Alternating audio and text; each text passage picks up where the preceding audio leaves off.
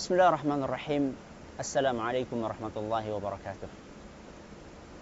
Pada hari kiamat nanti, Allah subhanahu wa ta'ala akan mendatangkan salah satu dari calon penghuni neraka, yang mana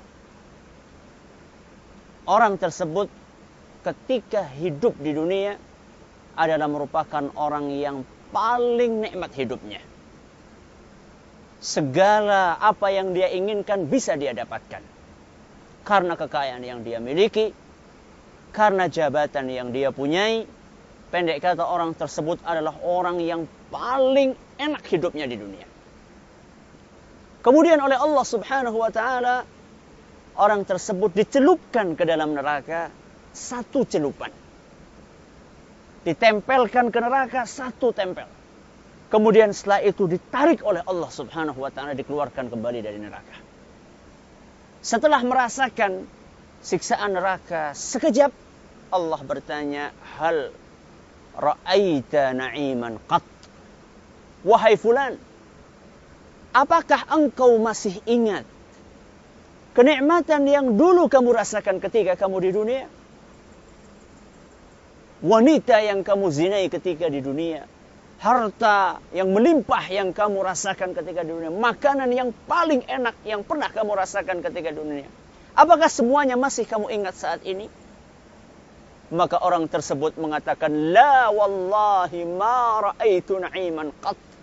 Tidak, demi Allah wahai Rabbi, semuanya itu telah terlupakan. Kemudian Allah subhanahu wa ta'ala mendatangkan orang yang kedua. Kalau tadi calon penghuni neraka, sekarang Allah mendatangkan calon penghuni surga. Calon penghuni surga tersebut adalah orang yang dahulunya ketika di dunia hidupnya sangat susah. Mungkin karena miskinnya dia, mungkin juga karena tubuhnya sakit-sakitan. Pendek kata, dia adalah orang yang ketika di dunia hidupnya sangat sengsara. Cuman dia adalah orang yang rajin beribadah kepada Allah subhanahu wa ta'ala. Lalu orang itu oleh Allah subhanahu wa ta'ala dicelupkan ke dalam surga. Dimasukkan ke dalam surga sekejap.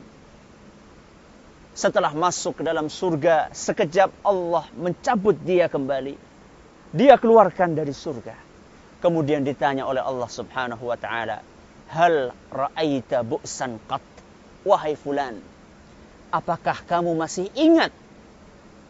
Apakah kamu masih ingat kesusahan yang dulu kamu rasakan ketika kamu di dunia? Apa kata orang tersebut? La wallahi ya Rabbi, ma ra'aitu bu'san qat. Wahai Rabbi, demi Allah, kesusahan yang dulu pernah saya rasakan semuanya telah terlupakan. Hadis riwayat Muslim. Hadis ini menggambarkan kepada kita betapa orang yang ketika di dunianya susah, tapi dia rajin beribadah, maka seluruh kesusahan itu akan terlupakan.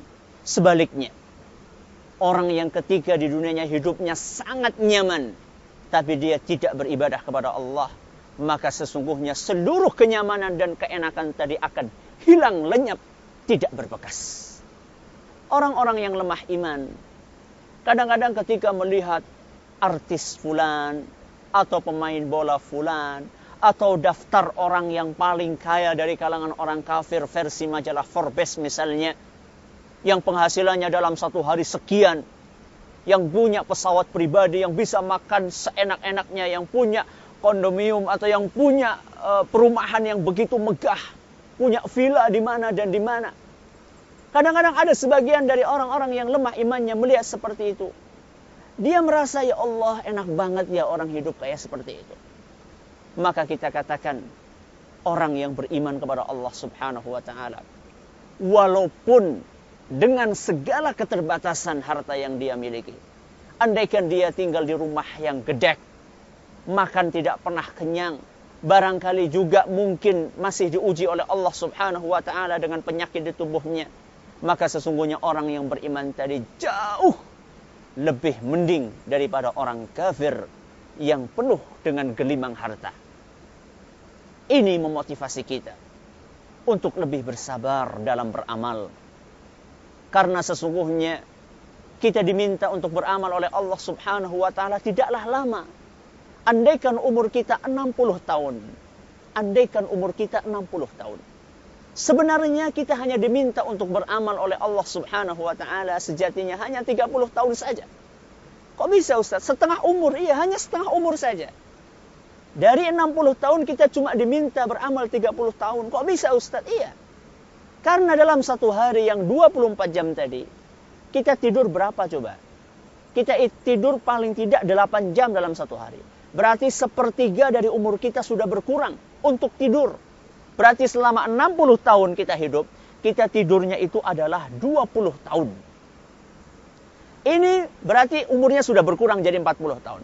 Belum dikurangi dengan umur sebelum kita balik. Sebelum kita balik paling tidak umur 10 tahun lah katakanlah. Berarti berkurang pula umur 10 tahun. Berarti tinggal 30 tahun.